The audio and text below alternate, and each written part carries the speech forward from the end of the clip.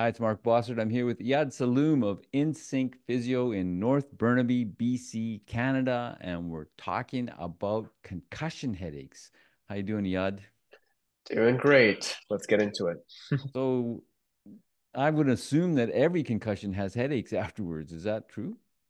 You'd be surprised. I mean, it's one symptom for sure, and it's definitely like I would call it a major presentation after concussion, but I wouldn't necessarily say that all concussions have headaches. That's a bit of a sweeping statement, even though concussion's an injury to the head, to the brain.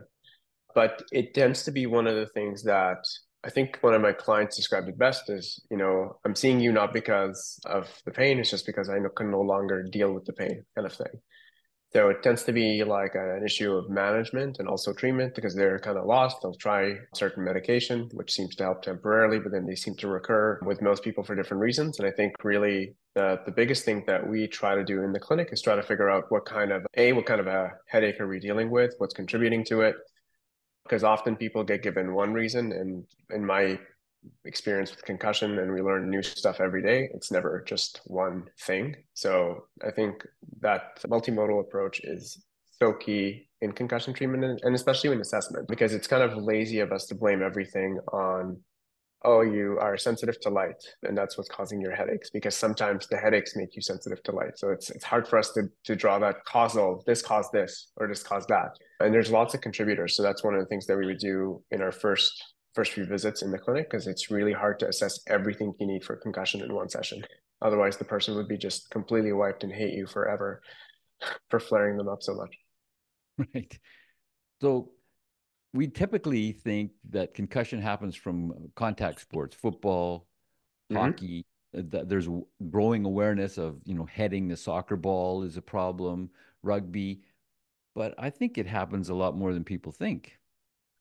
We now know that you don't need to hit your head to get a concussion. And I think like that's one of the main things. We have a brand new consensus statement that came out in June. And now the definition of concussion has changed to any direct or indirect hit to the head. So that means you can have a blow to the body that causes some of this movement in the brain. And even the definition of what's necessary. So like you'll see old videos of your brain hitting the skull inside the skull itself. We now know that it's not just that seems to affect it, because even just the movement could cause some injury there. So I think that's one factor. The other thing that tends to be really neglected is most of the concussions I see are actually after motor vehicle accidents too. And people come in, they're like, "Oh, I think it's my neck, and I think it's my neck." And yes, it usually is the neck, because what we're finding is the force needed to experience a case of whiplash is much smaller than that needed to develop, symptoms after a concussion and actually get a concussion. So typically what we see is that, yeah, they do go hand in hand, but also to blame everything on the neck is also probably a little leaves the person kind of a bit shorthanded. So that's definitely one of the things we would assess. So I'll kind of go into some major kind of big picture stuff. Some people have just really poor exercise tolerance. So they will find that when they do any cardiovascular exercise, I'm talking spinning on a bike, which you would think nothing's moving in a crazy way. All I'm doing is just spiking my heart rate up. Even if I have no resistance on my leg, even if I'm not leaning forward on the handlebars, they can get symptoms. So that's one of the things that we would try to assess in the clinic. We have a very good set of tests that we do. We could do it on a bike or on a treadmill. We would want to do a neck exam, because the neck definitely, we can get cervicogenic headaches. And those are very hard. It's hard for you to kind of sometimes say, this is my neck or this is just a headache. And they can also come with a host of other symptoms like sensitivity to sound and light.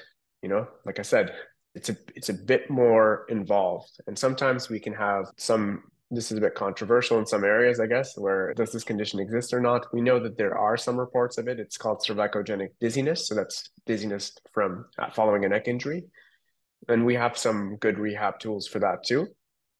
And then, there are people who develop migraines, and then we would kind of want to work well with our physicians, colleagues, and trying to tackle this from both ways. Because if there is a confirmed, like onset of migraines, those can also have a whole host of other symptoms, such as you have something called a vestibular migraine, which can cause vertigo after a migraine.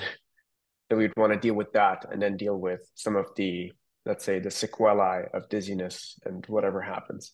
So this is kind of like why it's a little kind of, for me, a bit premature to say it's one cause because I could see so many different things usually in clients of ours. And the way I look at it, I'm like, your brain does so many different jobs. So why shouldn't we try to address that in as a holistic way as possible instead of just saying, no, no, no, it's just going to be just this thing because this is the loudest guy in the room, you know, and it tends to be a little bit of column A, B, and C in those cases.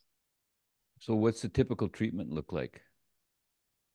Again, it depends on what's contributing to it. So we would want to do a very thorough amount of testing. Obviously, the testing is informed by the symptoms. So our first thing we do is we do a few questionnaires, which the clients will do on their own. We would want to get a really good history of what triggers the headaches, what triggers the symptoms, what are the symptoms beyond headaches, if there are any. And then we would go through a very systematic kind of approach. If it's my first time ever seeing this client and they've never seen a physician or anybody else who has had a good look at them, I would do a bit more screening for red flags to make sure everything's okay. And then we can kind of dive in and we can look at a few things. We can look at some of the things called oculomotor function to look at how the eye is moving and attending to different stimulation. And then we would assess the neck. We would also want to do some form of exercise testing because that's really, really important. That tends to be the one that's usually neglected because it's very time consuming. However, we tend to see that that actually is a really, really big piece. And we would do this exercise testing in a very controlled environment. I've been mostly using the stationary bike because I find that it provides less noise in testing. So I can really pick out, can this person actually get their heart rate up? Can they tolerate it? And how long and how much intensity they could do it at. And then I'm monitoring a lot of other variables like heart rate and a few other things and exertion. And then based on that, I can give a very nice prescription for that client to go and start moving again and get their rehab on track. And obviously, a lot of it comes down to education about managing your own resources. We can't just kind of go all out every time. We have to kind of really pace ourselves in the recovery. And we want to see some form of graded exposure there. We don't want to just go to absolute rest. Rest is really useful in the first 2 to 3 days. And then after that, we'd want to start stimulating the body just a bit. Even if it's going out for a walk, even if it's just like reading a single page, depending on the person's goals. If you want to get them back to school, it would be one approach. If you want to get them back to work, one approach. Want to get them back to sports, another approach. So that's where the nuance happens. And that's where it's a little more vague because if I want to get back to a soccer field versus reading a whole textbook, I need different things to be considered in my rehab. Of course.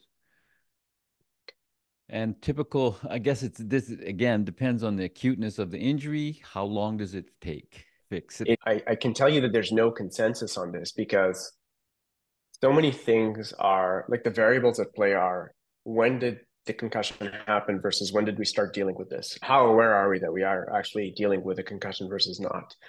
How many other systems are involved and how much severity is there from the beginning? So all of those factors can dictate how long it takes. So I cannot give a singular like, oh yeah, it's about 4 to 6 weeks and then, you know, you'll be back in no time.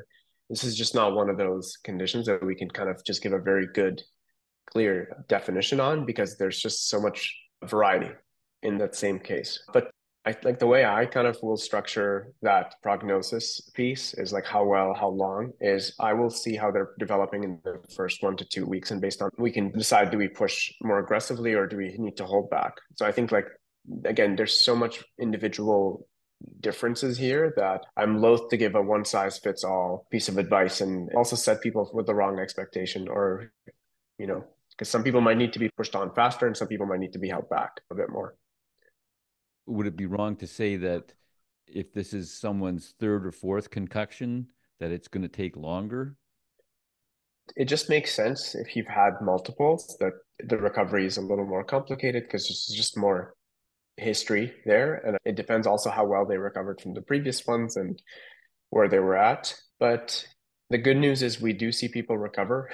My last client had 7 concussions by the age of 19, which is, you know, it sounds like a lot, but she just returned to her sport. So I think like it's all possible. We obviously try to provide as much education as possible to the athlete or to the client, and then they can make the best informed decision themselves. Like it's never just like, yeah, I think you should go back to sports. It's more like, here's what's going to happen. Here's where the potential pathways are in front of us. And based on this, then you have more information. How do you want to proceed? Yeah. If you're having a concussion syndrome of any kind, especially headaches, the guys to see in North Burnaby are Insync Physiotherapy. You can reach them at insyncphysio.com to book your appointment. Or you can call them in North Burnaby at 604-298-4878 to book your appointment. Thanks so much, Iyad. Thank you.